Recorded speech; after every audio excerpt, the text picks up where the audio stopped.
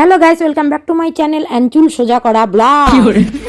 কেমন আছেন সবাই? আশা রাখছি সবাই ভালো আছেন। সকাল সকাল কাজ কামাই করি উঠিয়ে এলা মা বেটি মিলি যাবার লাগছং পার্লার। সকাল সকাল কোটে আরো সারাদিন কামাই করতে করতে বেলা 1টা বাজি গেল। মোর বেটিটা নিয়ে কোনোটা গেলে মোর এমনই হয়, একলা থাকলে তুমি চট করে বিড়ি যাওয়ার পাং, আর ইনে হয়েছে ঢিলা ঢিলা জম্মের ঢিলা। কোনোটা যাওয়ার কথা শুনলেও এনার্জি সহকারে কাজ করবে না, রেডি হবে না। যাই হোক, ওগুলো কথা বাদ দাও। মা বেটি মিলি চলে আসলুম পার্লার। আর এটা কোনো আসিয়া এই যে প্রথমে চুলটা মোর দেখিল লাগছে। মুই প্রথমত 2 বছর থেকে চুল স্মুদিং করং, তো দ্বিতীয়বার চুল স্মুদিং করার পর চুলটা তেমন একটা ভালো ছিল না, খারাপ হয়ে গেছে। কিন্তু মুই একটা জিনিস ভালো কম, চুল স্মুদিং করলে আর চুলের যত্ন নিলে চুল তাড়াতাড়ি বড় হয়। 2 বছরে স্মুদিং করিয়ে মোর চুলটা কোমরে নামছিল, আবার মাথাত কি ঘুগড়ি পোকা কামড়াল, চুলটা কাটিয়ে মুই ছোট করি ফেলাইছং। এলা দেখং ভাল লাগে না, তো আবার চলি গেলুম চুলটার একটু ট্রিটমেন্ট করেবার।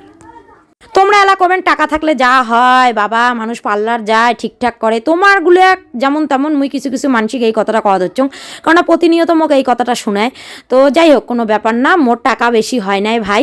প্রত্যেক মাসে মাসে চুল স্মুদিং করলে প্রত্যেক মাসে মাসে স্পা করা লাগে। মুই প্রত্যেক মাসে মাসে স্পা করং না, ওটা থেকে 1-200 টাকা জমিয়া একবারে চুলটা রিবন্ডিং করি নাং।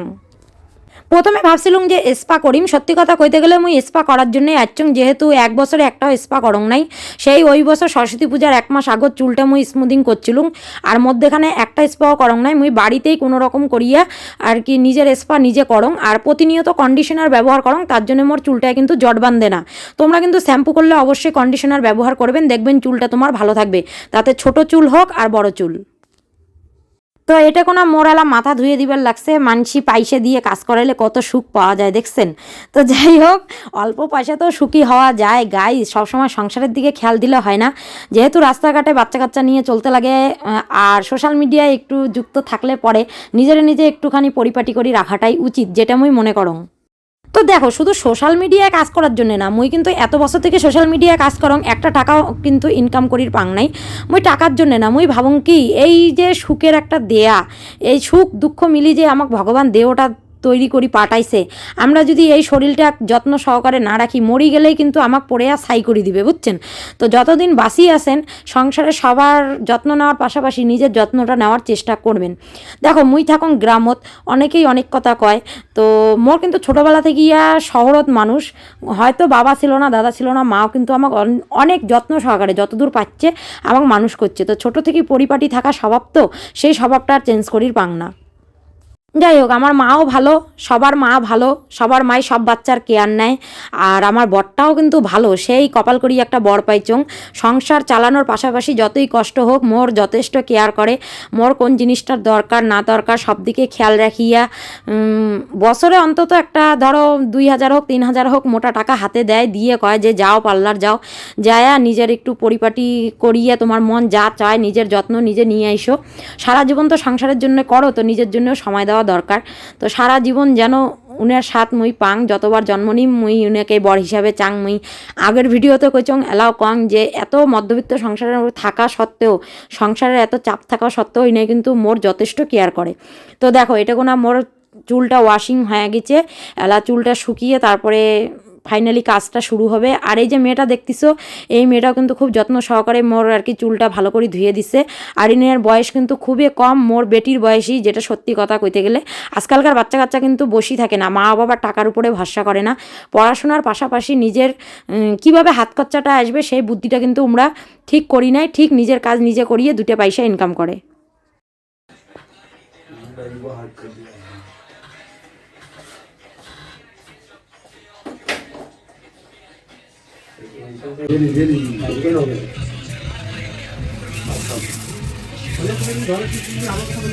আগে তোমাকে ফোন করো না, আগে আসবে তার ওকে ফোন করে চালিয়ে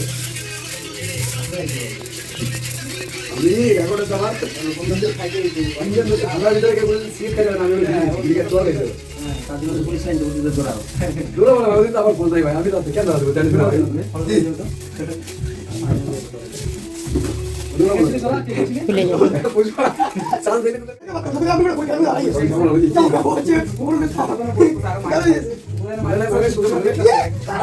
যাবে।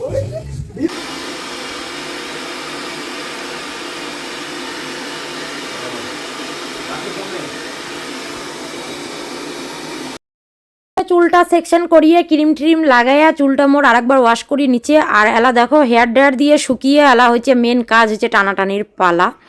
রিবন্ডিং করো, স্মুদিং করো, বোটক্স করো, ন্যানোপ্লাস্টিয়া করো, যাই করো, তোমার যদি প্রসেসটা জানা থাকে যখন তোমরা কাজ করবে তখন দেখবেন যে স্টেপ বাই স্টেপ কাজ করি লাগছে আর কোনো কাজই ভুল করি লাগছে না। তো যাই হোক, এটা কোনো দেখো এলা মোর চুলটা সেকশন করিয়ে সুন্দর করে আস্তে আস্তে টানাটানি করে দিবে। আর এই যে টানাটানিটা করে দিবে, এই টানাটানিটার জন্যেই কিন্তু তোমার চুলটা ঠিক থাকবে।